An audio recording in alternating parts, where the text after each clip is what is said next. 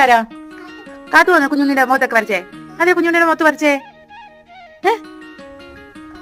കാത്തു വരച്ചേ. കുഞ്ഞുണ്ണി ഉറങ്ങിയോ?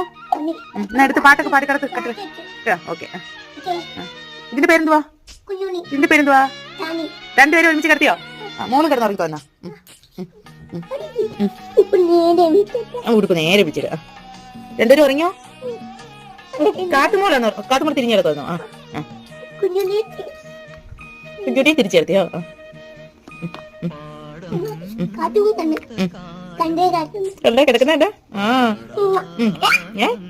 പോണോ കുഞ്ഞുണ്ണി? അയ്യോടാ പോട്ട്. അയ്യോ